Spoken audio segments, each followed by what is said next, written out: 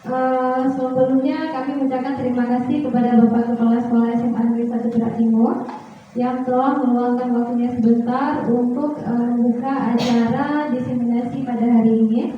Kemudian terima kasih juga kami sampaikan kepada Bapak Ibu Guru beserta staf TU yang telah meluangkan waktunya sejenak untuk kami di sini untuk mendengarkan pemaparan kami tentang aksi nyata diseminasi budaya positif yang ada di sekolah kita.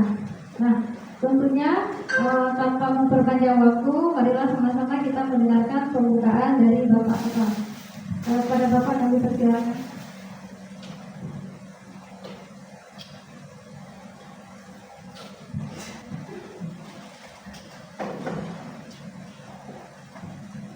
Assalamualaikum warahmatullahi wabarakatuh. Puji dan syukur marilah sama-sama kita panjatkan kehadiran Allah Subhanahu wa taala. Selawat salam kita sandingkan ke pangkuan Nabi besar Muhammad sallallahu alaihi wasallam serta al dan sahabat beliau sekalian. Yang saya hormati Bapak Ibu guru yang sudah berhadir di ruang ini, kemudian istimewa kepada Bapak Ibu calon guru penggerak yaitu Bapak Abdul Muthalib dan Ibu Nur Hasna.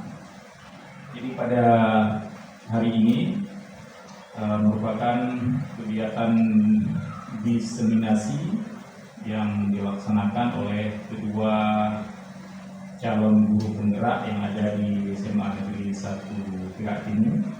Jadi dalam hal ini saya selaku kepala sekolah menyambut baik kegiatan diseminasi ini, yaitu mengenai budaya positif yang akan dilaksanakan di sekolah.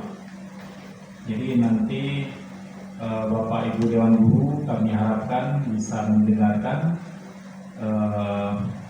apa itu budaya positif yang bisa kita kembangkan untuk pengembangan sekolah kita ke depannya.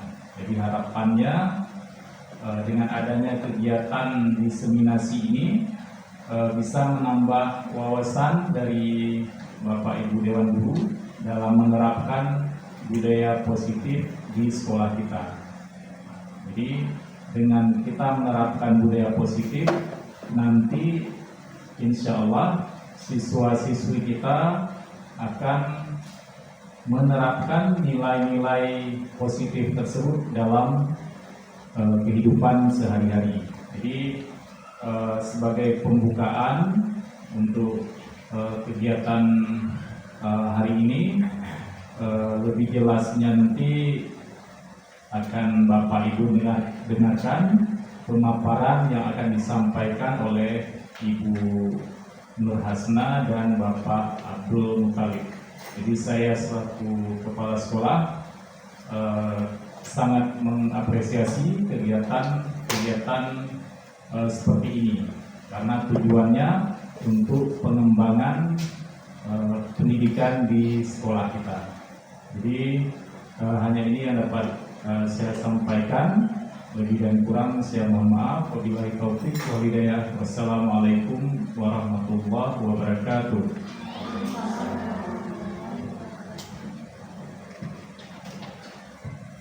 Terima kasih kami ucapkan kepada Bapak Kepala Sekolah yang telah sedikiranya membuka acara kami pada hari ini. Nah, untuk selanjutnya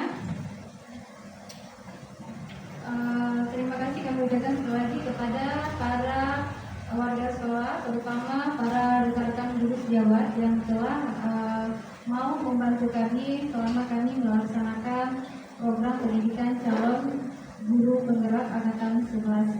Nah, di sini kami nantinya akan memaparkan tidak sendiri ya, saya dengan berdua dengan Pak Abdul Muthalib akan memaparkan ataupun akan berbagi pengalaman tentang modul-modul yang telah kami pelajari selama pendidikan guru penggerak ini. Salah satunya adalah yaitu tentang penyebaran pemahaman dan penerapan pengalaman budaya positif.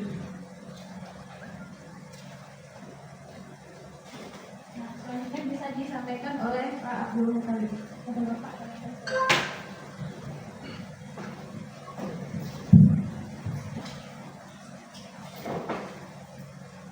Assalamualaikum warahmatullahi wabarakatuh. Alhamdulillahirabbil alamin wassalatu wassalamu ala asyrafil anbiya'i wal mursalin wa ala alihi wa sahbihi ajma'in.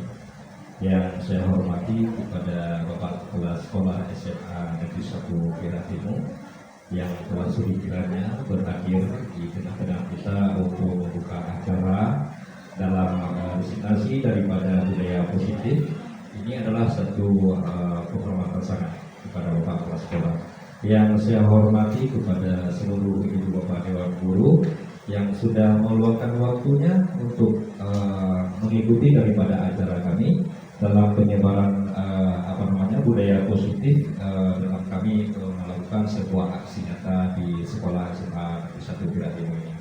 Dan selanjutnya tidak saya memanjangkan daripada mukadimah, kita langsung masuk ke dalam acara presentasi daripada aksi nyata modul 1D4 yaitu budaya positif. Jadi budaya positif itu adalah merupakan perwujudan daripada nilai-nilai ataupun keyakinan universal di sekolah. Jadi perlu kita ketahui bersama, untuk budaya positif itu sangat dianjurkan di sekolah yang bahwa jadi kebijakan merupakan nilai kebajikan yang telah kita sepakati bersama. Itu ada pada nilai budaya positif. Jadi di mana penerapan budaya positif ini perlu kita laksanakan dalam penerapan untuk pengembangan di sekolah. Yang pertama sekali karena budaya positif, karena sekolah sekarang ini telah menganjurkan sebagaimana pembelajaran yang bersifat hajar dewantara.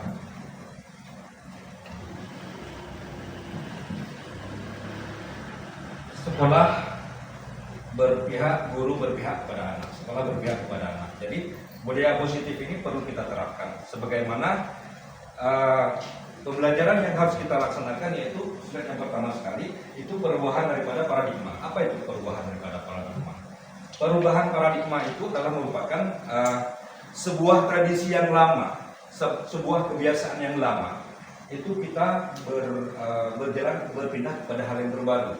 Sebagaimana model pembelajaran kita terdahulu di masa saat kita sekolah, mungkin banyak hal-hal yang bersifat tradisional ataupun dalam pembelajaran berbasis kompetensi yang tidak berpihak kepada murid ataupun sebagainya, tidak berkolaborasi ataupun tidak menggunakan daripada perkembangan teknologi.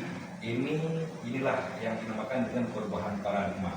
Kita lakukan perubahan ini sesuai dengan kemajuan zaman sekarang yang harus kita terapkan sekarang ini. Tidak sebagaimana mestinya kita melakukan guru-guru tempo dulu memberikan satu pembelajaran kepada kita. Dalam hal ini, inilah yang perlu kita lakukan perubahan secara paradigma sesuai dengan perkembangan yang ada zaman sekarang ini. Jadi pembelajaran ini adalah selalu berpihak pada murid, di mana murid ini adalah merupakan raja, bisa dibilang, bisa dikatakan sebagai raja, di mana murid ini harus menerapkan budaya-budaya yang positif dari kita. Kita harus melakukan perubahan yang sangat signifikan kepada siswa. Apakah dalam pembelajaran yang bersifat berdiferensiasi ataupun lain sebagainya. Selanjutnya budaya positif. Budaya positif, disiplin positif ya. Disiplin positif itu adalah nilai kebajikan, merupakan nilai yang telah kita sepakati bersama. Apa di antaranya? Kebutuhan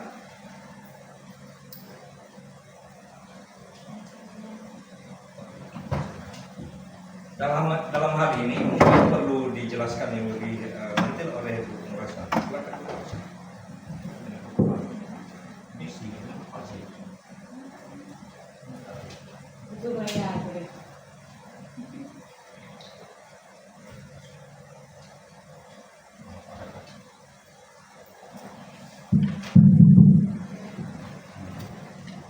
Baik, di sini saya akan mencoba menjelaskan tentang konsep inti daripada budaya positif. Nah, yang pertama tadi ada perubahan paradigma belajar. Nah, seperti yang dikatakan oleh tadi yang telah disampaikan oleh Pak Guru Khalid, kalau misalkan untuk perubahan paradigma belajar itu adalah berarti kita sudah tidak lagi menggunakan cara belajar yang lama. Kalau misalkan dulu kan istilahnya teacher center ya, semuanya berpihak pada guru. Nah, kalau sekarang itu proses pembelajaran itu sudah berpihak pada murid. Kalau misalkan menurut daripada Ki Hajar Dewantara itu, kalau sekarang itu pembelajarannya lebih berhamba kepada murid. Nah, arti kata berhamba di sini apa? Apakah kita harus menghormati murid? Bukan, tetapi yang harus kita yang arti daripada arti kata menghamba di sini adalah kita itu bisa dekat dengan murid, kemudian kita itu bisa menerapkan budaya-budaya positif ataupun prinsip positif kepada murid. Misal contohnya ada anak siswa yang terlambat sekolah. Nah, kalau misalkan siswa terlambat sekolah itu, kalau kita sekarang apa di sini? Lebih apa? Lebih memberi hukuman. Harusnya hal-hal seperti itu nanti dia itu nanti ada apa ya? Ada 5 posisi kontrol yang bisa kita terapkan. Nah, kalau yang kami pelajari nanti di sini ada 5 posisi kontrol. Kalau misalkan kita mau menerapkan peraturan-peraturan yang ada pada murid itu nanti akan ada pembahasan ke depan. Nah, kemudian yang kedua ada disiplin positif. Nah, mungkin di sini ada yang tahu nggak apa itu disiplin positif? Oke, baik Ibu Mulyana. Disiplin positif itu bukan, kalau menurut saya pribadi, perilaku positif atau perilaku yang baik yang bisa kita terapkan kepada siswa atau siswa kita di sekolah.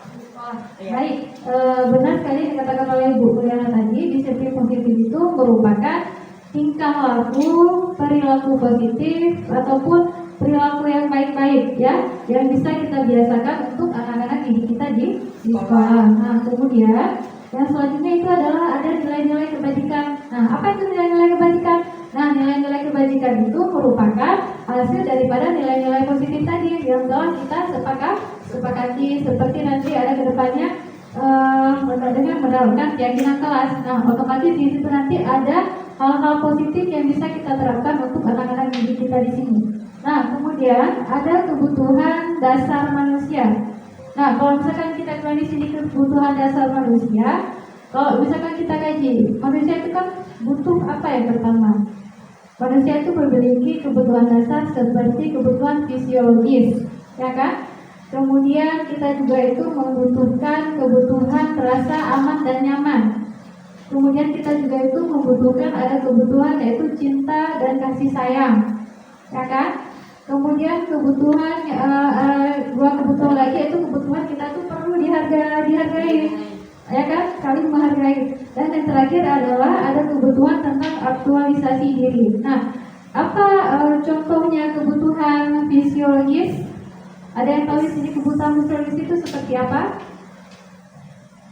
Nah, kemudian kalau kebutuhan rasa aman dan nyaman, nah itu kan pada dasarnya semua manusia itu membutuhkan rasa aman dan nyaman. Begitu juga dengan siswa kita ataupun anak-anak didik kita di sekolah. Mereka juga membutuhkan rasa aman dan nyaman ketika bersekolah di SMA Wiratemu ini.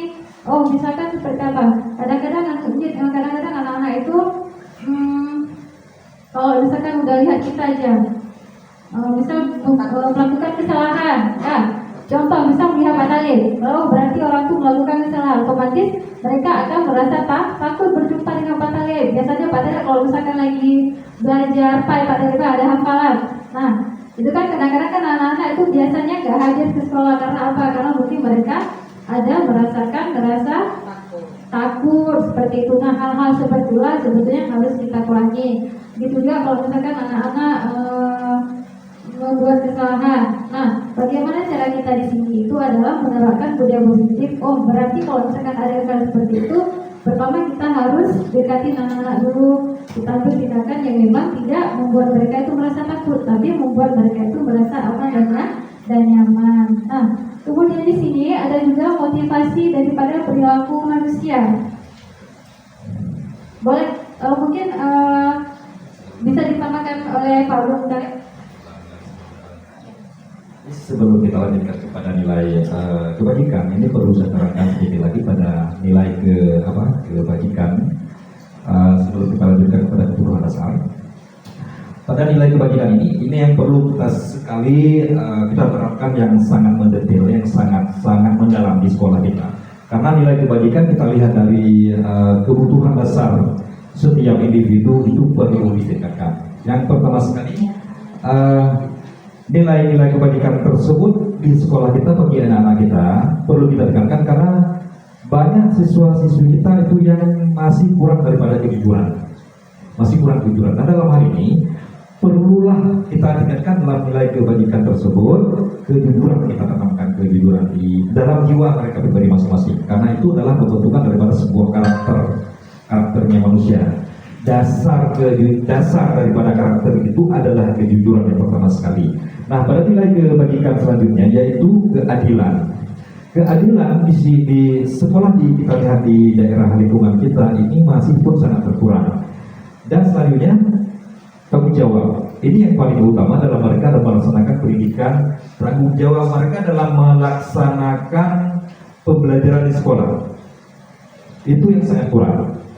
Contohnya kita memberikan sebuah evaluasi ataupun PR, kita suruh mengerjakan di rumah. Mereka seakan-akan bebas dalam melaksanakannya.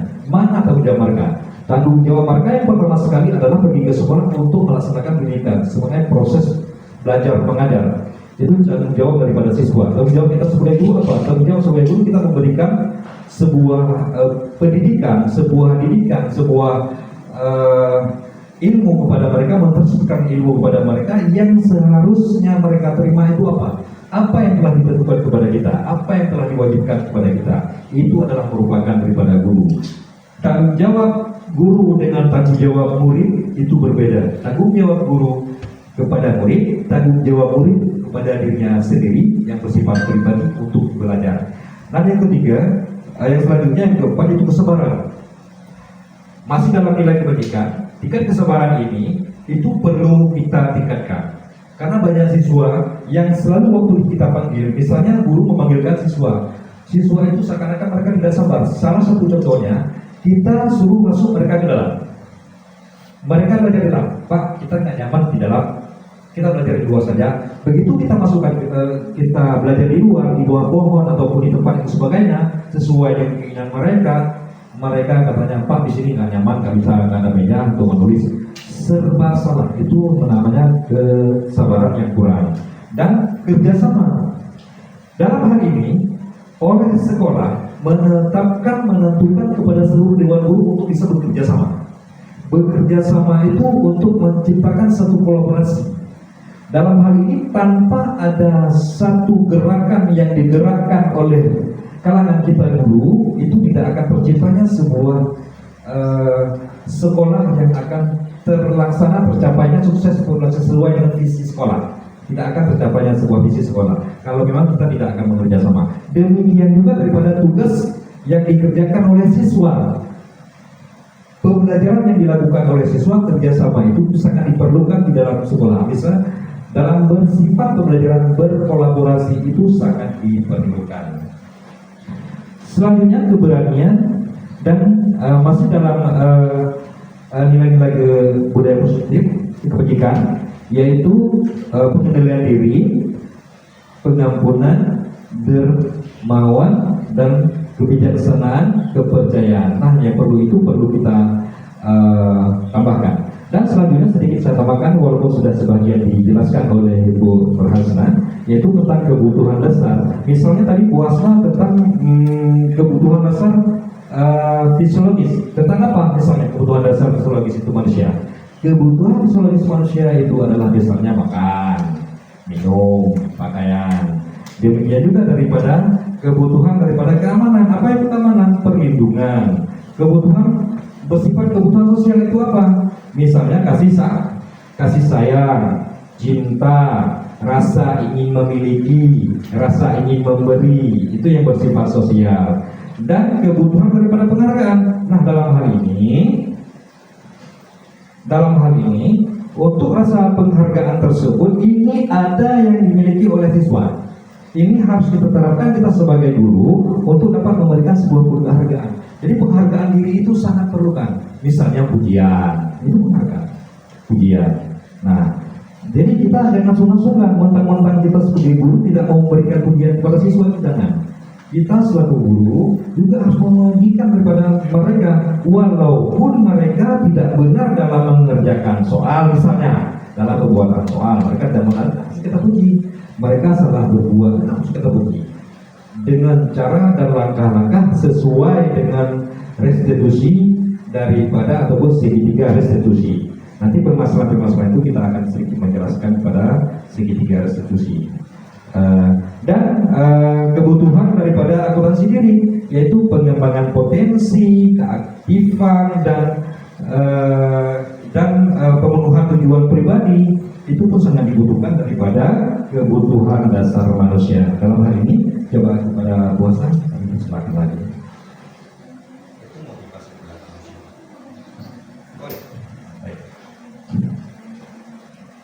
Jadi pada perilaku kebutuhan manusia, dorongan ataupun alasan yang mendorong individu untuk bertindak ataupun berperilaku dengan cara tertentu. Nah, motivasi ini adalah yang bersifat fisiologis, emosional, dan sosial sesuai sebagaimana yang telah saya jelaskan pada kebutuhan dasar tadi.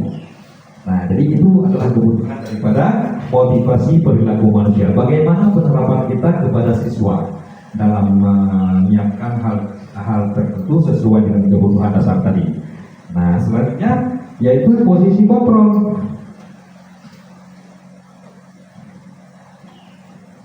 Dalam hal ini pada posisi kontrol, kami persilakan kepada bosnya. Baik, urus selanjutnya saya akan menjelaskan tentang posisi kontrol guru. Jadi kita guru di sini itu semuanya. Sebetulnya kita kalau misalkan kita belajar tentang pemikiran daripada KHD, guru itu memiliki ada 5 posisi kontrol.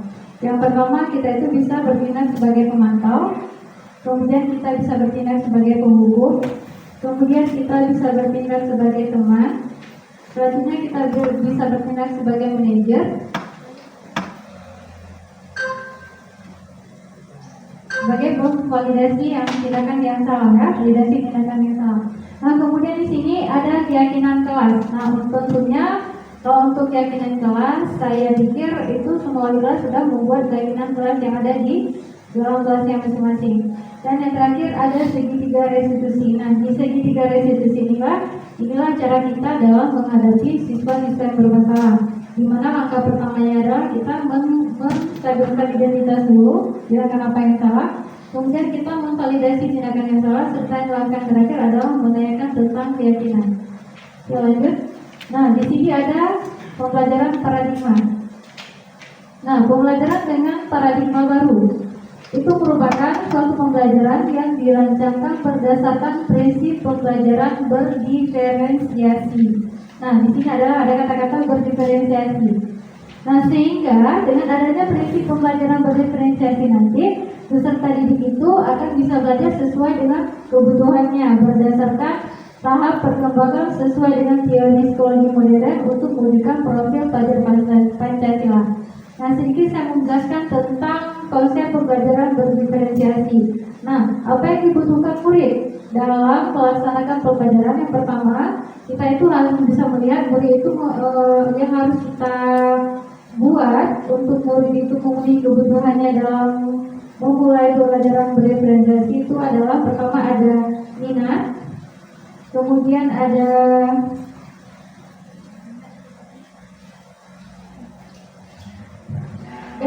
pembelajaran berdiferensiasi. Oke, ini cepat aja di depan nanti. Next. Oke, nah di sini ada ilustrasi tentang miskonsepsi tentang teori kontrol. Nah, di mana di sini ilusinya adalah ada gambar apa itu ya? Ada gambar yang di belakang itu ada kunci. Nah, itu ilusinya itu adalah berarti selama ini itu ada beberapa yang terjadi miskonsepsi tentang teori kontrol. Yang pertama, ilusinya adalah guru itu mengontrol murid. Ya. Kemudian ilusinya itu adalah bahwa semua perbuatan positif, efektif, dan bermanfaat. Yang ketiga, ilusi bahwa kritik dan membuat rasa bersalah itu mampu menguatkan karakter. Dan yang terakhir itu ilusi bahwa orang dewasa itu berhak memaksa. Itu nanti akan kita bahas di depan. Oke, baik. Nah, di sini ada mengubah paradigma stimulus respon ke pendekatan teori kontrol. Nah, pada tabulan pertama itu ada tentang stimulus respon tentang dunia. Dan yang kedua itu ada tentang perbandingannya tentang teori kontrol tentang dunia. Kalau misalkan realitanya pada stimulus respon tentang dunia, realitas itu ataupun kebutuhan itu kita sama. Tetapi kalau kita bandingkan dengan teori kontrol tentang dunia, yaitu berbeda, di mana realitas atau kebutuhan kita itu berbeda. Nah, kemudian semua orang itu bisa melihat hal yang sama.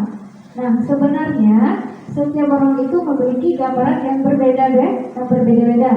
Nah, kemudian kita di sini bisa mencoba mengubah orang agar berpandangan sama dengan kita. Padahal sejatinya itu kita itu berusaha memahami pandangan orang lain tentang dunia. Dan perilaku buruk itu dilihat sebagai suatu kesalahan. Ya, perilaku buruk itu dilihat sebagai suatu kesalahan. Kalau misalkan menurut teori kontrol tentang dunia, semua perilaku itu padahal dia sebenarnya memiliki sebuah tujuan. Nah, di sini orang lain bisa mengontrol saya. Teori tentang kontrol dunia itu hanya ada yang bisa mengontrol diri Anda. Hanya kita yang bisa mengontrol diri kita sendiri. Kemudian saya bisa mengontrol orang lain. Padahal itu Anda tidak bisa mengontrol orang lain. Nah, kemudian ada pemaksaan ada pada saat bujukan gagal. Nah, kalau menurut teori kontrol tentang dunia, kolaborasi dan konsensus menciptakan pilihan-pilihan yang baru. Dan yang terakhir itu adalah model berpikir itu menang atau kalah. Padahal seharusnya model berpikir itu hanya kita berpikir yang menang-menang saja. Nah, di sini ada tentang disiplin positif, ya.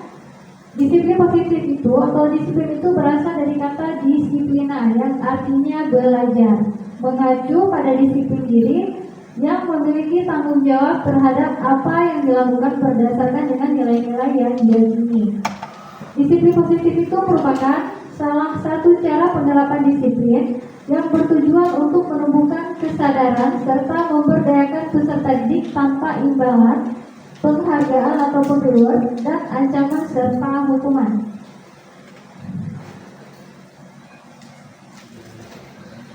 Oke, mungkin ada tambahan dari Pak Dr. Khaled?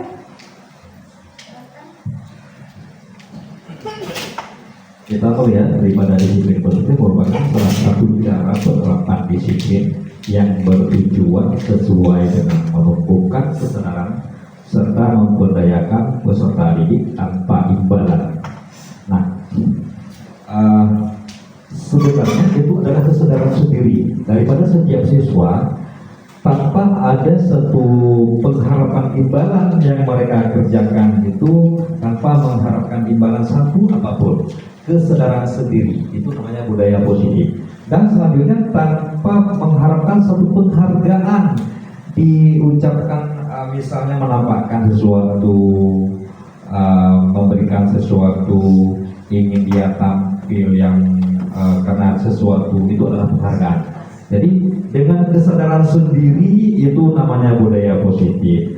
Dan selanjutnya tanpa ancaman dan hukuman, dia karena mengerjakan sesuatu dengan karena takut, dengan karena ancaman, dengan karena khawatir akan mendapatkan sebuah hukuman.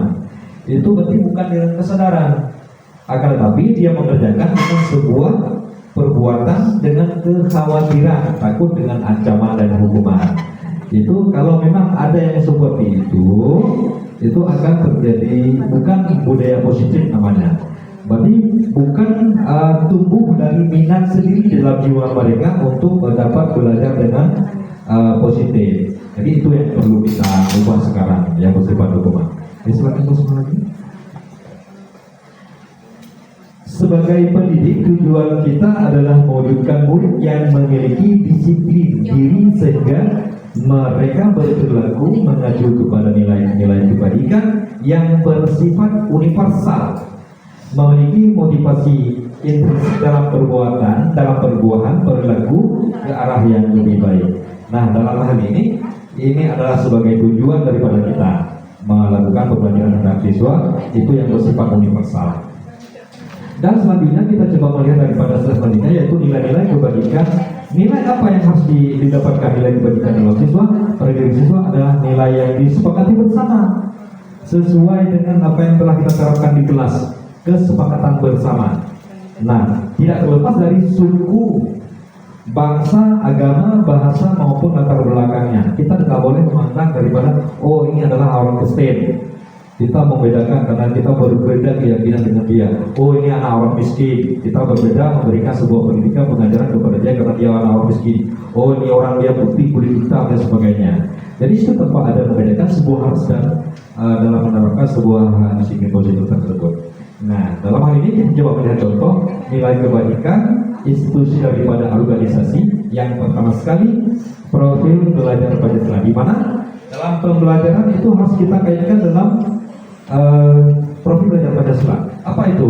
Misalnya beriman dan bertakwa kepada Tuhan Yang Maha Esa, berakhlak mulia, berkebinekaan global, gotong royong, mandiri, kreatif dan bernalar kritis. Itu sesuai dengan visi daripada sekolah kita yang kita tujukan untuk model pembelajaran seperti itu harus kita terapkan di zaman sekarang ini. Dan selanjutnya primary youth program YPY ya. YP ya. Toleransi, rasa hormat, integritas, mandiri, menghargai, antusias, empati, keingintahuan, kreatif, kerjasama, percaya diri dan komitmen. Dari YP ini perlu ada dalam jiwanya manusia, semua manusia. Apakah kita selaku pendidik ataupun kepada peserta didik, ini harus dimiliki. Yang pertama bersifat toleransi, rasa hormat yang dimiliki, terutama kita memberikan rasa hormat kepada guru dan kepada siswa, dan siswa juga memberikan rasa hormat kepada kita. Contoh, kita dalam mengenai kasus, kalau kita selaku marah, siswa itu akan marah. Kalau kita marah, siswa itu akan marah. Kalau kita bentak, mereka itu akan membuat mereka marah. Tapi kalau kita coba menanyakan dengan hal yang bersifat segitiga resolusi tersebut, mereka akan terkena sendiri nantinya. Misalnya, terus mandiri. Kalau ada satu pemaksaan, mereka tidak akan pernah mandiri. Ataupun kita sering melakukan pembelajaran yang bersifat cengeng, buat kamu hanya nulis. Jadi dalam hal ini itu tidak boleh dibiasakan. Dan empati, keingintahuan. Kalau memang kita model pembelajaran kita, berikanlah pembelajaran yang bersifat menantang kepada mereka. Pembelajaran yang bersifat menantang karena mereka ingin tahu. Karena ada tantangan, jadi mereka ingin tahu. Keingintahuan tentang apa misalnya, tentang misalnya biologi, tentang masalah apa manusia, kan? Tentang masalah bagaimana prosesnya organ-organ tubuh manusia. Jadi yang bersifat seperti itu. Dan kerjasama ataupun berkolaborasi itu perlu diterapkan di sekolah, dan percaya diri dan komitmen. Nah, dan selanjutnya keterampilan hidup. Dapat dipercaya lurus hati dengan yang aktif, tidak merendahkan orang lain. Nah, inilah yang sering terjadi di daerah kita, itu tidak pernah menghargai orang lain. Jangankan kita sebagai guru, jangankan sesama siswa, kita selaku guru saja tidak pernah dihargai. Nah, oleh karena itu, ini bagaimana cara menerapkan, kita selaku guru bagaimana cara menerapkan kepada siswa agar timbulnya memberikan rasa percaya diri tersebut kepada siswa. Bagaimana? Ini saya sampaikan ke atas. Oke, baik, akan saya lanjut. Kemudian ada slide tentang kebutuhan dasar manusia. Nah, seperti yang sudah kita jelaskan tadi, kalau kebutuhan dasar manusia itu ada tentang fisiologis, ada kebutuhan rasa aman dan nyaman, kemudian ada kebutuhan rasa kasih sayang, ada kebutuhan aktualisasi diri, dan ada kebutuhan untuk saling menghargai diri. Nah, di sini bisa kita lihat kebutuhan dasar manusia manusia itu merupakan segala sesuatu yang bisa kita lihat untuk mendapatkan apa yang kita inginkan. Ya. Kemudian seluruh tindakan yang kita lakukan itu memiliki tujuan tertentu dan semua usaha terbaik yang kita lakukan adalah dalam rangka agar kebutuhan dasar kita itu terpenuhi dengan baik. Nah, kemudian di sini ada 5 kebutuhan dasar manusia, ya. Yang pertama itu ada kebutuhan untuk bertahan hidup. Nah, contohnya apa? Kebutuhan bertahan hidup ada, kita misalkan bertahan hidup harus ada makanan, kemudian pakaian, tempat tinggal, keamanan, serta kesehatan. Nah, kemudian ada kebutuhan kasih sayang dan rasa diterima. Artinya di sini berarti kita rasa diterima, diperdulikan, kemudian saling berbagi, saling berkolaborasi ataupun kerjasama. Kemudian kita juga bisa menjadi bagian daripada kelompok. Nah, budaya-budaya seperti itulah yang seharusnya kita terapkan di sekolah agar bisa dicontoh oleh murid-murid kita. Kemudian ada kebutuhan dasar manusia yaitu tentang penguasaan, ya. Hampir sama seperti yang dijelaskan oleh Pak Abdul Munawir tadi, yaitu ada tentang harga diri, ada tentang keinginan untuk dianggap, kemudian ada juga keinginan untuk memimpin, kemudian ada juga berprestasi, diakui dan didengar. Nah, kemudian ada kebutuhan tentang kebebasan, yaitu kita di sini mampu memiliki sikap mandiri, kemudian memiliki pilihan, mencoba hal-hal yang baru, serta mampu mengendalikan diri. Dan yang terakhir adalah ada tentang kebutuhan yaitu kesenangan. Jadi kita di sini tidak semerta-merta harus fokus selalu, ya. Kalau misalkan belajar itu tidak mesti di kelas itu harus serius. Kadang-kadang bolehlah sekali-kali kita buat ice breaking yang di dalam itu berisi tentang humor-humor ataupun yang ada bermain-bermainnya, ada tertawanya, supaya apa kegiatannya tidak terlalu kaku. Oke, selanjutnya. Nah, di sini ada motivasi perilaku manusia ataupun sering kita bilang dengan motivasi intrinsik. Nah, pada dasarnya sebelum kita melakukan pembelajaran kelas itu kan ada itu lebih ke model pembelajaran berdiferensiasi. Nah, bagaimana cara kita melakukan model pembelajaran berdiferensiasi? Berarti ada kalanya pada saat kita melakukan pembelajaran itu sebelum kita masuk dalam pembelajaran atau sebelum kita masuk kelas itu kadang-kadang kita kan ada melakukan motivasi intrinsik. Nah, seperti apa? Motivasi intrinsik itu yang tujuannya untuk menjadi ketiga yang mana hubungan, kemudian untuk mendapatkan imbalan atau penghargaan dari orang lain, dan juga untuk menjadikan mereka orang yang mereka inginkan atau saling menghargai diri sendiri dengan nilai-nilai yang mereka percayakan. Nah, mungkin di sini ada lanjutan juga tentang kebutuhan dasar manusia tadi, yaitu tentang hukuman, konsekuensi, dan restitusi. Dimana kalau misalkan hukuman itu tidak terencana ataupun tiba-tiba, kemudian murid tidak tahu apa yang akan terjadi apabila mereka tidak dilibatkan, kemudian bersifat satu arah. Kemudian kalau untuk konsekuensi itu terencana ataupun disepakati sesuai dengan peraturan, murid tetap dibuat tidak nyaman, sikap guru seolah-olah itu selalu memonitor murid. Nah, contoh daripada konsekuensi di sini, misal ada siswa terlambat. Nah, otomatis kita di sini kalau misalkan siswa terlambat, pasti kita tangani adalah dengan apakah menyuruh mereka untuk mencabut rumput, mengutip sampah. Nah, sebetulnya itu pada dasarnya kan kesalahan yang mereka lakukan. Setiap kesalahan yang kita lakukan itu pasti ada konsekuensinya. Nah, konsekuensi dari siswa terlambat apa? Yang kita terapkan di sini adalah itu membuat seperti menggunakan mencabut rumput. Nah, hal-hal seperti itu kadang-kadang kan ada tuh siswa yang merasa tidak nyaman. Kayak tadi aku lalu mereka tidak pasti giuk itu kayak gitu. Padahal mereka pada dasarnya dari sekolah itu mereka untuk bersekolah. Cuma kadang-kadang kan semua itu ada konsekuensinya kalau memang mereka melakukan kesalahan. Nah, kemudian ada restitusi. Restitusi itu di sini contohnya proses menciptakan kondisi bagi murid untuk memperbaiki kesalahan. Kemudian ada juga proses kolaboratif yang mengajarkan murid untuk mencari solusi sendiri. Ada yang ditambahkan?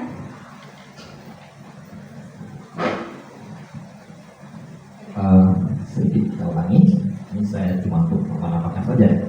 Dalam hal ini kita coba melihat di hukuman tidak terencana tiba-tiba. Murid tidak tahu apa yang terjadi, tidak dilibatkan. Yang selanjutnya bersifat satu arah, berubah. Jadi itu yang berbentuk hukuman yang seperti itu. Padahal oleh siswa itu tidak diharapkan. Nah, yang berbentuk hukuman itulah yang sesuai dengan budaya positif, yang sesuai dengan judul budaya positif. Untuk membawa perubahan. Untuk membawa perubahan itulah yang dimaksudkan. Tidak, yang bersifat hukuman tersebut itu adalah budaya lama. Budaya lama. Sementara untuk budaya baru tidak dilaksanakan hukuman pada siswa. Dan apabila pun mereka membuat satu kesalahan harus diselesaikan dengan segitiga instruksi. Bagaimana? Contohnya, sebelum kita memberikan hukuman, sebelumnya kita diberikan hukuman, akan tapi boleh kita memberikan satu ganjaran terhadap siswa. Dengan sifat apa? Dengan sifat persetujuan dulu antara dia dengan kita, yang dinamakan dengan konsekuensi. Kalau kamu berbuat seperti ini, itu ada konsekuensinya. Apa? Buat persamaan dulu, buat persetujuan dulu, buat komitmen antara kita dengan siswa dulu. Nah, dalam itu baru kita bisa memberikan sebuah konsekuensi kepada dia. Bukan hukuman, berbeda. Kalau hukuman itu namanya sifatnya tiba-tiba. Kalau konsekuensi itu telah berjanji, mereka telah melakukan perjanjian dengan kita. Mereka langgar juga, ada ganjarannya, ada konsekuensinya. Nah, apabila kamu lakukan seperti ini kesalahan lagi, kamu akan terkena konsekuensinya. Apa? Misalnya tertera di dalam kelas, apa namanya? Itu yang keyakinan kelas. Misalnya, kamu kan tahu kalau itu ada keyakinan kelas, kamu telah melanggar keyakinan kelas. Nah, ke depan apabila kamu melanggarnya lagi, ada konsekuensinya.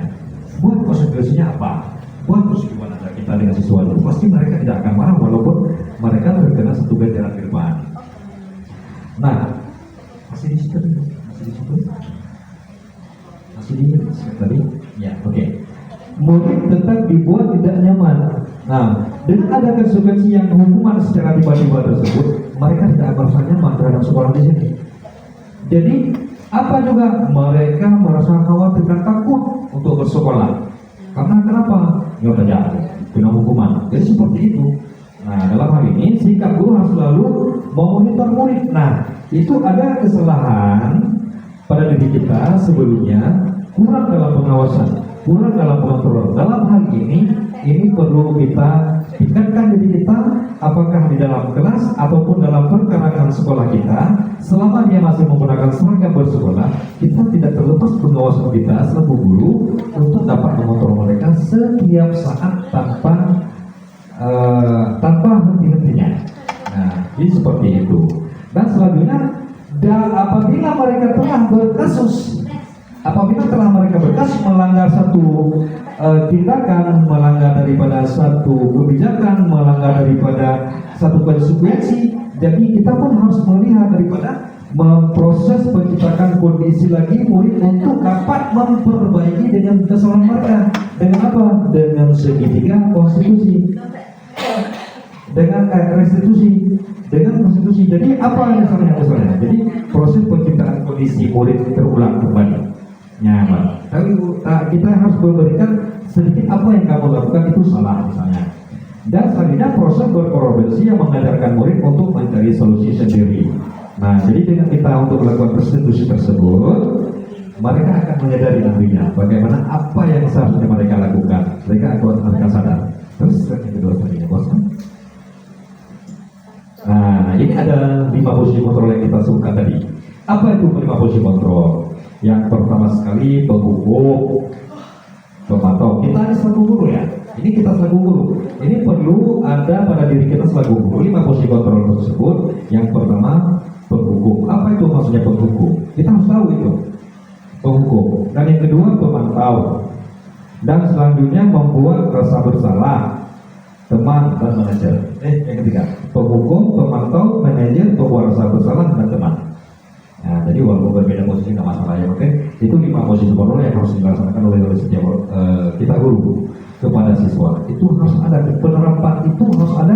Apakah di dalam kelas, dalam penanganan pembelajaran, ataupun dalam penanganan kasus, untuk menciptakan budaya positif, itu harus kita terapkan 5 posisi kontrol tersebut. Mungkin ada tambahan, silakan Pak Usman. Ke 5 posisi kontrol. Oke, selanjutnya. Contoh penerapan 5 posisi kontrol. Nah, kasus siswa tidak memakai atribut lengkap saat upacara bendera. Kalau menurut kita, apa yang harus kita lakukan? Kalau menurut ibu-ibu, apabila ada kasus yang contoh seperti itu, ada siswa tidak menggunakan atribut di saat upacara bendera. Yang pertama sekali, hormat pada bendera selama 1 jam. Itu dinamakan apa? Penghukum. Nah, itu sebagai bentuk penghukum, tidak diperbolehkan lagi. Nah, kan dengan kesalahan tersebut, kecuali kita telah itu telah bersepakat dengan dia, ada konsekuensinya. Nah, dan selanjutnya apa? Berapa kali ibu ataupun bapak harus memberitahu kamu selalu saja mengecewakan ibu ataupun bapak. Ini mereka membuat merasa bersalah. Ini yang dianjurkan seperti ini. Yang kedua ini, posisi kontrol ini. Yang dianjurkan kepada guru itulah buat bagaimana cara yang kita lakukan supaya siswa kita itu harus apa yang dia lakukan itu merasa bersalah, bukan kita salahkan, tapi merasa pada dirinya, oleh dirinya sendiri, apa yang telah mereka lakukan, apa yang telah mereka perbuatkan itu adalah salah. Dia harus mengakuinya sendiri. Itu yang dinamakan dengan contoh penerapan 5 posisi kontrol, salah satu 5 posisi kontrol tersebut. Oke, silakan guys. Contoh yang kedua, kontrol kasus siswa tidak memakai atribut lengkap saat upacara bendera. Ayo dong, ikuti aturan sekolah. Nah, ini yang harus kita pakai, ya kan, harus kita pakai. Misalnya kasus seperti ini, kita selaku guru, ayo dong ikuti aturan sekolah. Tolong bantu bapak kali ini ya, sudah tidak apa-apa lagi. Lain kali jangan berbuat seperti ini lagi. Saya kusuk bahu, menguruskan bahu di pundak dia, bilang seperti ini. Untuk ke depan terlebih baik jangan seperti ini lagi. Seakan-akan kita memberitahukan itu dengan teman. Itu makanya dinamakan dengan contoh penerapan 5 posisi kontrol tersebut sebagai teman. Nah, jadi sebagai teman. Bagaimana? Sebagai siswa kan lain. Seakan-akan kita berbicara teman. Bu, alangkah lebih baiknya seperti ini ke depan ibu teruskan kita ibu lagi. Nah, seakan-akan mereka tidak terintimidasi oleh apa yang kita bicarakan. Nah, dan yang kedua apa? Kamu sudah melanggar peraturan sekolah. Kamu tahu konsekuensinya. Setelah upacara, kamu beli atributnya ke koperasi dan jangan diulangi lagi. Itu adalah sebagai pemantau. Kita sebagai pemantau, kita memberikan setelah ini, kamu coba lakukan. Beli setelah upacara beli atribut sekolah. Dan ke depan jangan ada lagi. Itu adalah sebagai pemantau. Yang selanjutnya bosman, silakan bosman.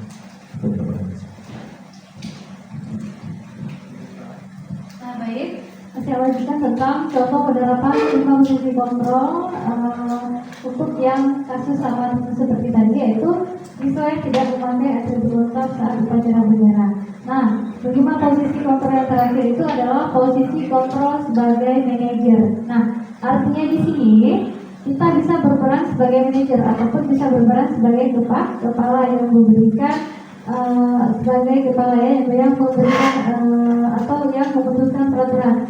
Seperti contohnya dengan kata-kata, apakah kamu tahu kesalahanmu Nah, kira-kira bagaimana kamu mau memperbaiki kesalahanmu? Nah, di situ kita bisa berperan sebagai posisi kontrol, yaitu sebagai manajer. Nah, ini dia, ya. Posisi kontrol, apakah aku? Yang pertama kita bisa bilang saya itu kecewa sekali dengan kamu. Nah, itu berarti posisi kontrol masuk mana? Apakah sebagai penghukum, pemantau, teman, manajer,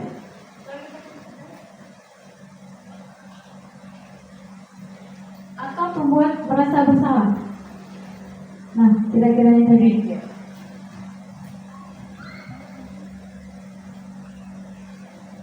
Nah, kemudian di sini posisi kontrol apakah aku? Nah, kemudian next. Nah, posisi kontrol lagi. Apa rencanamu untuk menyelesaikan masalah ini? Nah, berarti di situ berperan posisi kontrol sebagai apa?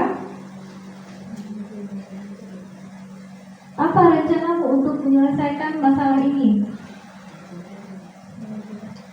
Sebagai manajer. Oke, kemudian next. Apa next? Nah, kemudian yang terakhir, posisi kontrol siapakah? Apakah aku? Ayolah lakukan demi Bapak Ibu. Nah, itu ada kan tadi, ayolah lakukan demi Bapak Ibu. Itu kita berperan sebagai pemantau. Oke, next. Nah, kemudian selanjutnya ada keyakinan kelas. Nah, di sini bisa kita bilang, mengapa keyakinan kelas? Mengapa bukan peraturan kelas? Ada yang tahu? Kalau keyakinan kelas itu kita buat kesepakatan sejumlah siswa. Sejumlah siswa. Ya. Kalau peraturan kelas?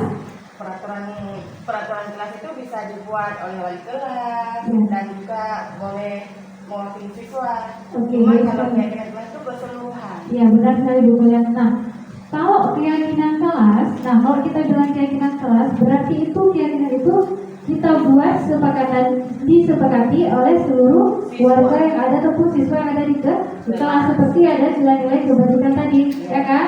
Pertama kita rancang dulu, misalkan keyakinan kelas itu berdasarkan dari kata-kata disiplin positif. Nah, kemudian di dalam kata-kata disiplin positif itu kita masukkan nilai-nilai kebajikannya. Artinya, keyakinan kelas itu disepakati oleh seluruh siswa yang ada di kelas. Nah, kalau peraturan, biasa kalau peraturan itu bukan siswa yang buat, tetapi kita sebagai wali kelasnya.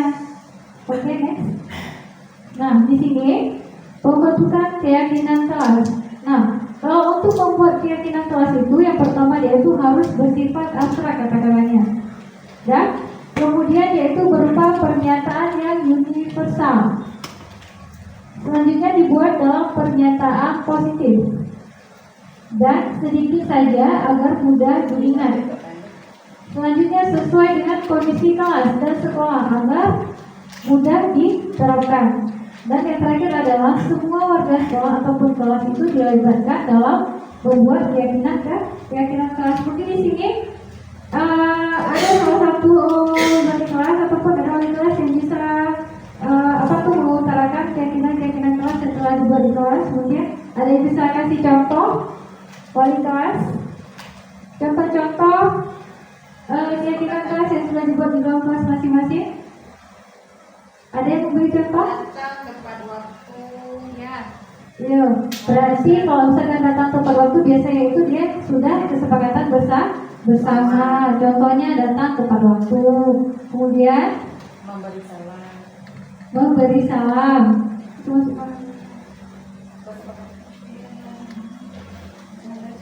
Kemudian menjaga kebersihan, ya kan? Itu juga merupakan suatu keyakinan kan? Keyakinan yang bisa diterapkan di dalam kelas.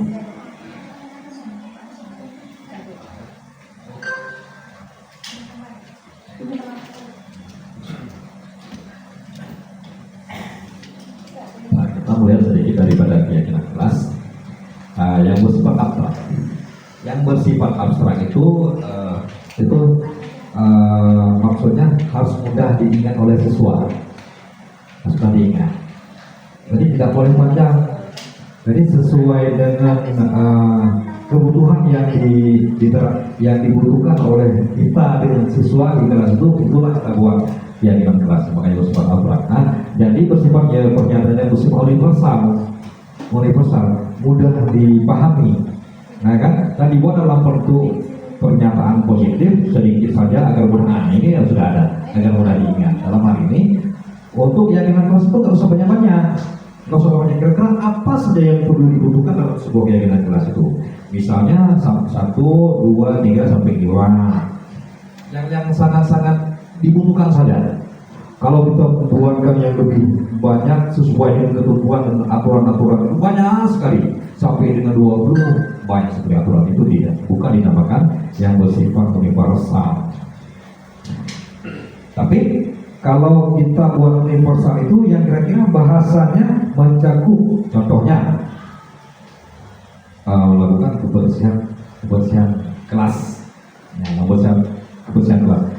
Sudah dikatakan kebersihan kelas, berarti sudah mencakup di dalam kelas dan di depan kelas dan di luar kelas. Menjaga kebersihan bukan kelas ya, menjaga kebersihan itu adalah universal, bahasa seperti itu.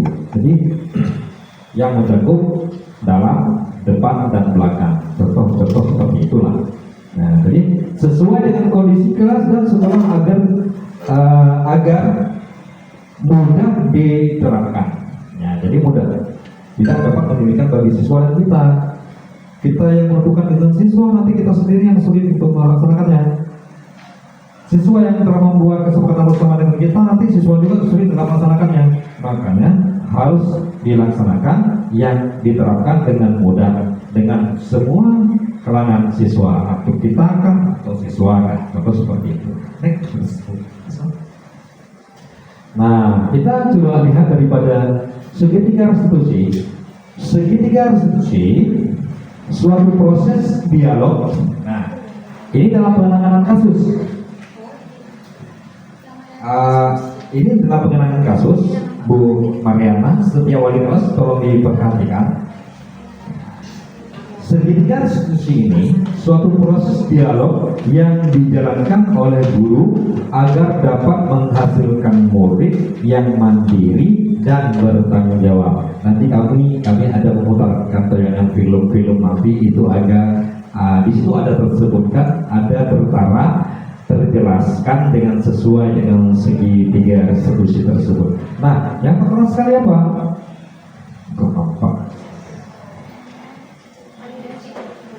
Ya, menstabilkan identitas. Nah, bagaimana yang dimaksudkan menstabilkan identitas? Kita nggak boleh memberikan satu langsung menunjukkan kepada siswa dia telah membuatkan satu kesalahan. Menstabilkan identitas, misalnya dia datang terlambat, contoh kebiasaan pada kita.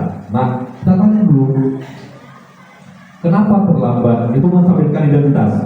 Kenapa terlambat? Oh Pak, saya makan dulu Pak. Ataupun ini salah satu jawabannya, saya makan tadi Pak, makanya sehingga saya telat. Ya, kita tahu semua kita membutuhkan makan.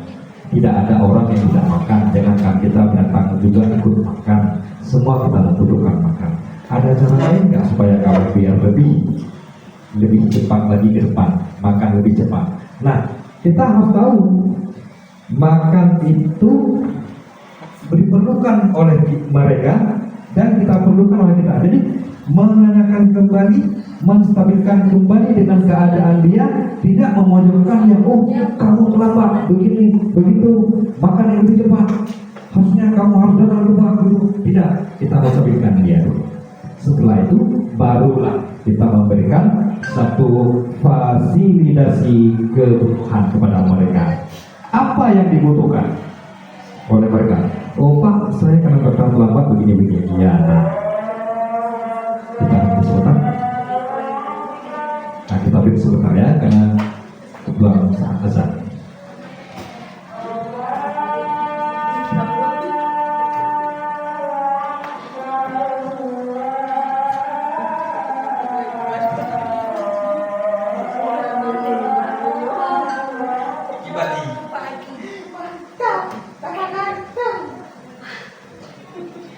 Mau tanya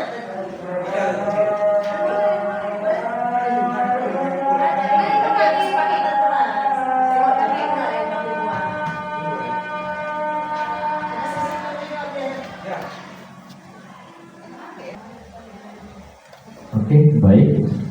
Karena berhubung tadi azan, makanya kita break sebentar. Jadi kita coba untuk melanjutkan. Kita melihat dari segitiga restitusi ini, kita mengkaji ulang, menstabilkan identitas sebagaimana penjelasan daripada saya tadi. Kita nggak boleh menyalahkan daripada siswa. Kita harus menstabilkan daripada kesalahan mereka.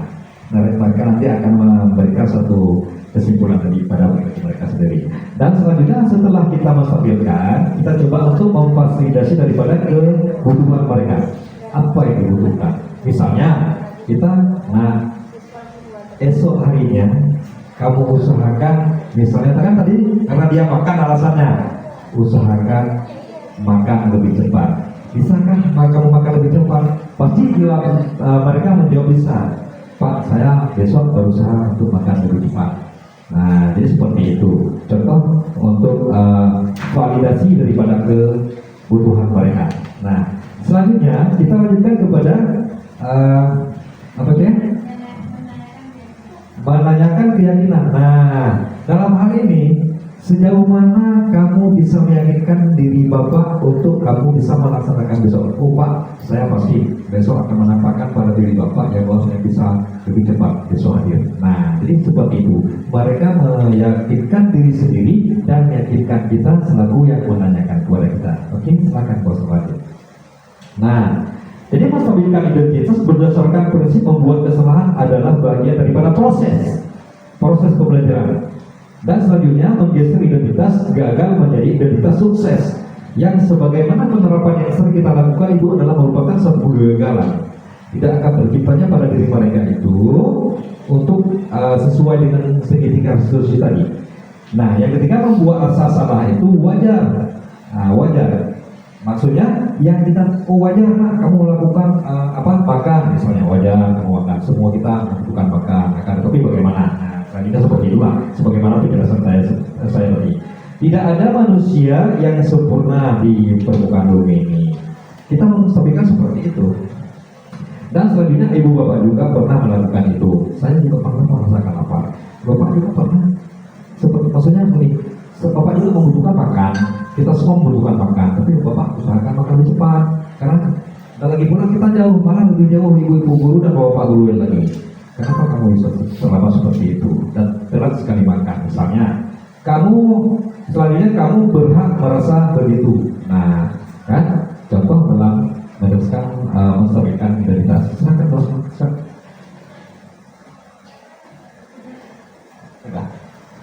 Untuk sejauh ini ada yang ingin ditanyakan kepada Bapak Ibu, dipersilakan. Ya, silakan Bu. Ini pertanyaan untuk kalau saya kasih untuk Bapak dan Ibu. Pertanyaan untuk saya sendiri, tapi ini ada yang maksudnya saya masih ada keraguan untuk kesepakatan kelas yang tadi. Iya. Nah, jadi saya di kelas saya buat kesepakatan kelas itu ada 7 poin. Yang pertama masuk kelas tepat waktu. Membaca doa belajar, tidak keluar masuk saat PDM, berbicara sopan santun, tiket hadir lebih awal, kemudian pada saat belajar jangan ngobrol, yang terakhir bersedia diberikan sanksi jika melanggar. Apakah ini yang poin nomor 7 ini, apakah masuk kesepakatan kelas atau yang nomor 7? Yang poin 7 saya ini bersedia diberikan sanksi jika melanggar dari 7 poin semua. Nah, apakah ini bisa masuk ke dalam kesepakatan kelas atau gimana itu? Maksudnya sanksi. Ya, sanksi yang diberikan kepada siswa. Ya. Itu apakah kita merupakan maksudnya Apakah masuk ke dalam keyakinan kelas yang itu Ibu maksudkan? Ya. Sementara sanksi itu tidak diperbolehkan, kan demikian. Nah, jadi kita membuat yang tadi konsekuensi dulu. Konsekuensi boleh itu Bu, boleh kita masukkan dalam keyakinan kelas. Akan tetapi kalau kamu melanggar, kamu ada konsekuensinya. Jangan apa tadi? Kesepakatan sama keyakinan kelas sama? Kesepakatan dengan keyakinan kelas itu sama. Ya. Yang berbeda peraturan kelas. Ya, yang berbeda peraturan kelas. kesepakatan dengan pemahaman apa tadi? Kesepakatan dengan pemahaman kelas, keyakinan kelas itu sama. Jadi coba ibu baca sekali lagi yang ketujuh. Bersedia diberikan sanksi jika melanggar ini 7 poin yang terakhir ini untuk 6 yang di atas semua. Ya. Jadi jangan sanksi, berarti memberikan konsekuensi, ada konsekuensinya. Nah seperti itu. Kalau melanggar ketentuan aturan kelas, ketentuan yang di atas tadi, berarti ada konsekuensinya. Jadi bahasanya sedikit diubah. Nah, seperti itu. Itu masuk dalam keyakinan kelas. Karena bahasa ibu itu adalah kalau itu bersifat universal bahasanya. Bahasanya bersifat universal. Kalau konsekuensi, apa konsekuensinya sesuai dengan ketentuan mereka berbuat salah? Seperti itu. Nah, bisa dipahami itu? Itu bahasa sedikit bisa diubah. Yang konsekuensi itu gimana? Maksudnya kalau mereka melanggar ada konsekuensi. Itu konsekuensi itu berupa apa? Itulah konsekuensi itu perlu ibu jelaskan secara mendalam kepada siswa. Misalnya kesalahan mereka itu apa? Kesalahan misalnya konsekuensinya itu apa? Oh, apabila kamu mau melakukan ini, konsekuensinya ini. Apabila kamu melanggar ketentuan yang seperti ini, konsekuensinya seperti ini. Sepakat nggak dengan kita lakukan seperti itu? Itu namanya konsekuensi. Harus sepakat dulu kita dengan siswa. Berarti kita walaupun nanti menyuruh mereka tidak merasa bersalah, kan menyalahkan kita dulu. Karena aturan itu, karena keteraturan kelas itu bukan kita buat, itu adalah dibuat bersama-sama kita dengan siswa. Itu harus dapat dikuasai oleh setiap wali kelas. Wali kelas itu dapat mengetahui tentang hal itu. Oke, bisa dipahami ibu? Oke. Ada yang lain mungkin dari ibu-ibu? Ini sangat perlu sebenarnya bagi wali kelas terutama sekali dan semua kalangan dalam melakukan segitiga restitusi ini. Terutama sekali misalnya sebagaimana PP ini sangat dibutuhkan dalam pandangan siswa, wali kelas sangat dibutuhkan dalam pandangan siswa, dan guru juga sangat membutuhkan hal ini dalam pandangan siswa setiap kelas, karena setiap mata pelajaran kita itu ada kasusnya di dalam kelas, pasti itu ada.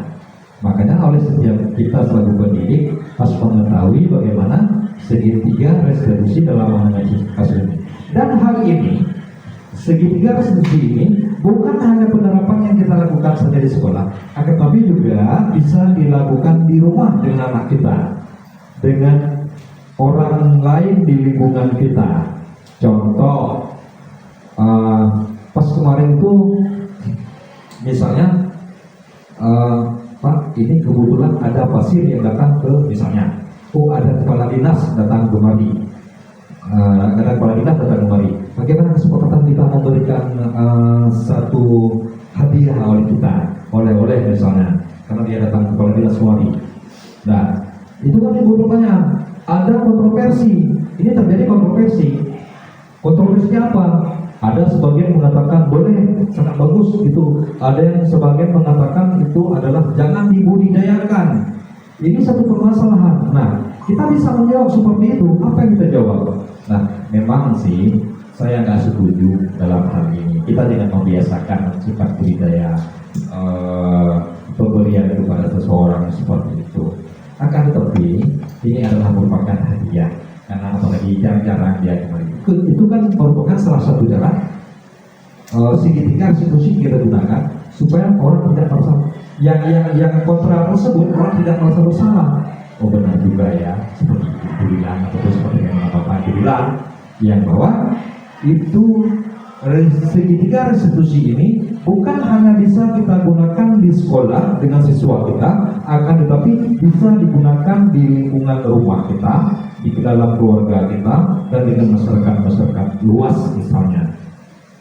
Dengan anak kita di rumah pun juga demikian. Berarti anak tidak akan marah dengan kita. Malah kalau ibu mempunyai suami, dengan suami ibu pun sangat banyak terjadi kontroversi yang seperti itu. Itu boleh kita gunakan. Coba nanti ibu tes. Coba yang pertama ketiga segitiga tadi. menstabilkan identitas dengan suami misalnya, boleh juga kita terapkan itu. Misalnya kayak saya selaku seorang suami boleh menerapkan segitiga ini dengan seorang istri di rumah, boleh. Misalnya, Pak, Bang, belikan ini, boleh nanti kita belikan. Saya tahu kamu juga perlu satu alat kosmetik misalnya, perlu untuk menghiaskan itu, menstabilkan identitas. Padahal kita memang nggak mau beli. Itu salah satu contoh kita menolak dengan penuh pertimbangan mereka untuk meminta lagi kepada kita. Nah, contoh seperti itu, demikian juga dengan suami. Oke, lanjutkan Bu Asma. Oh, ada lagi yang ingin ditanyakan, ibu-ibu? Kita lanjutkan.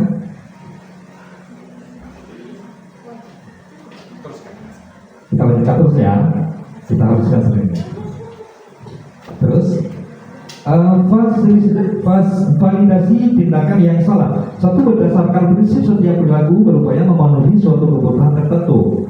Yang kedua, guru akan bergeser dari pemikiran stimulus respon menjadi proaktif. Yang ketiga, menggali dan mengakui kebutuhan murid akan memperbaiki daripada hubungan murid. Jadi dalam stimulus ini kita harus tahu yang bahwa bagaimana cara untuk dapat memperbaiki hubungan kita dengan murid kita. Kita harus lakukan itu. Dan penerapan itu harus tetap dilakukan oleh seorang pendidik.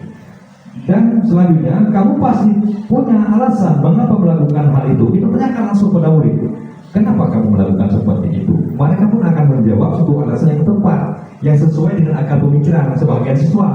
Sebagian siswa lagi, mereka akan menjawab sebagaimana alasan, asal ada alasan saja. Nah kan, asal ada alasan, sebagian seperti itu. Nah, kita kan selaku pendidikan tahu bagaimana ini alasan yang logika, tapi nggak pasti. Ini alasan nggak logika, walaupun dia pasti. Nah, itu seperti itu. Padahal kamu bisa melakukan yang lebih buruk daripada ini. Ya, betul, ya kan? Dan selanjutnya kamu lakukan karena mempertahankan sesuatu yang penting bagimu. Dia tak mempertahankan egonya. Mereka tetap mempertahankan ego kita. Selaku guru kita mempertahankan ego kita. Dan siswa pun mempertahankan ego mereka selaku siswa. Jadi dengan kita melakukan penerapan yang validasi tindakan yang salah seperti itu akan terjadi bentrok. Itu hal yang tidak dianjurkan dalam penanganan kasus segitiga instruksi. Silakan Pak. Nah, menanyakan apa? Menanyakan tindak-tindak. Berdasarkan prinsip teori kontrol bahwa pada dasarnya kita memotivasi secara intrinsik. Karena intrinsik juga mempunyai daripada rumusnya tersendiri. Murid akan memberikan pertanyaan-pertanyaan bermakna untuk memunculkan motivasi secara intrinsik. Dan ketiga, mampu mengaitkan keyakinan dengan tindakan yang salah. Apa itu? Misalnya, apa keyakinan kelas kita? Kita tanyakan pada siswa. Nah kan, nilai-nilai apa yang telah disepakati bersama? Kita itu harus menghubungkan kepada siswa setiap harinya di saat mereka melakukan satu kesalahan. Nah, jadi seperti itu. Seperti apa gambar kelas ideal menurut kamu yang lebih baik? Kamu telah melakukan seperti itu. Nah, jadi seperti itulah. Dan kamu ingin menjadi orang yang seperti apa ke depannya? Kalau kamu sering menjadi seperti ini, sering melakukan yang seperti ini, kamu akan menjadi apa ke depannya? Itu tanyakan pada siswa. Jadi kalau untuk yang betul juga apa yang ditanyakan oleh Ibu Hasan seperti itu. Nah, selanjutnya bentuk dalam penerapan program disiplin positif, hendaknya guru memiliki standar kepribadian profesional dan sosial yang baik, di mana guru mampu merefleksikan dirinya dalam posisi kontrol saat ini. Nah, jadi sebagaimana perjalanan dirinya sebagai among, yaitu manajer yang menuntut murid-muridnya menjadi insan yang mandiri, merdeka, bertanggung jawab. Nah, dalam hal ini standar pendidikan itu sudah mencakup standar pendidikan nasional. Nah, jadi seperti itu. Nah, saya rasa ini penjelasan dari kami. Mungkin dari Bapak Ibu ada hal yang ingin ditanyakan. Sebelumnya sudah ada? Nggak ada? Kalau nggak ada kita lanjutkan sedikit lagi. Berikut contoh ilustrasi penyelesaian masalah menggunakan segitiga sisi. Silakan Bu Asma. Kasus ini menceritakan, nah ini akan ada tayangan nanti ya. Kasus ini menceritakan tentang bully yang dilakukan oleh kakak kelas yang dinamakan dengan Jud dan Nisa terhadap siswa baru bernama Putri di sekolah. Nah, setelah itu insiden bullying tersebut terungkap. Kakak kelas tersebut dimintai penjelasan oleh wakil kesiswaan. Nah, mereka akhirnya meminta maaf kepada Putri dan berjanji untuk berteman dengannya, yang seperti itu. Ya, kita sama-sama coba untuk menyaksikan daripada video yang bagaimana cara menangani kasus yang bersifat segitiga restitusi.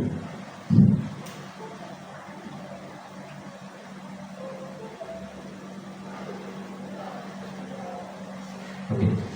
Nah, ini kasus sesuai dengan penjelasan tadi. Ini kasus penanganan siswa dengan segitiga restitusi. Nah, ini kasusnya. Seperti ini. Silakan, Bu.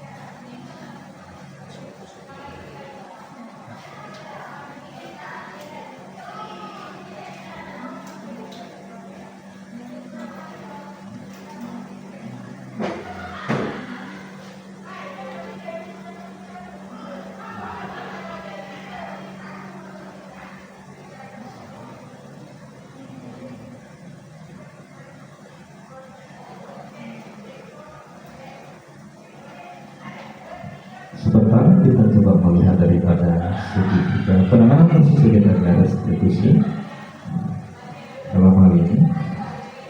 Sebentar, ada sedikit kesalahan teknis.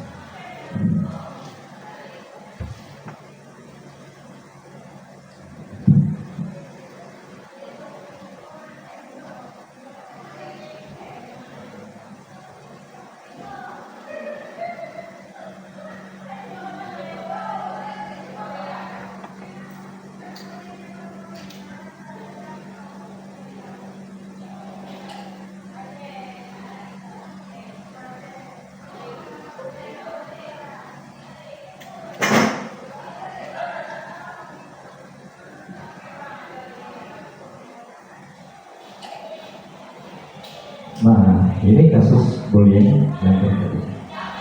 Kita sama-sama menyaksikan.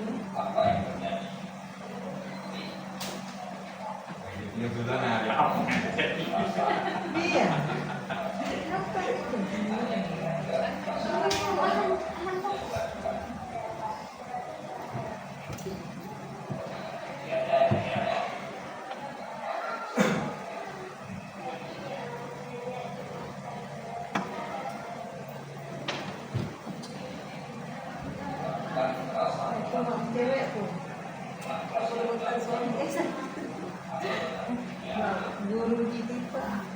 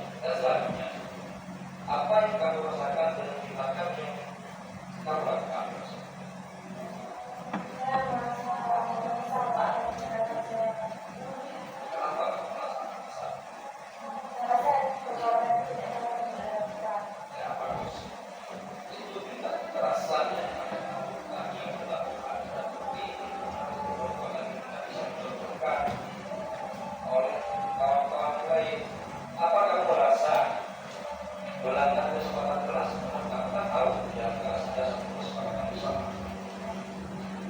Kenapa? Apa yang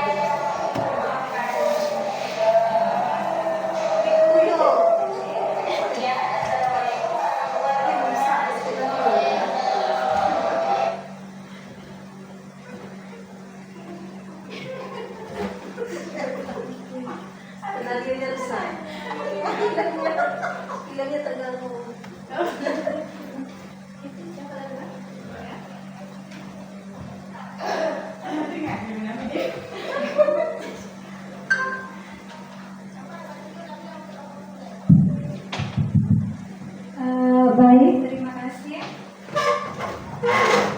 Nah, untuk terima kasih sebagai penutup, semoga apa yang telah kami paparkan tadi tentang budaya positif itu dapat kita terapkan di sekolah kita. Seluruh warga sekolah bisa kita terapkan, mulai itu dari guru, kemudian dari tenaga pendidikan, beserta juga dengan murid-murid. Nah, mungkin ada.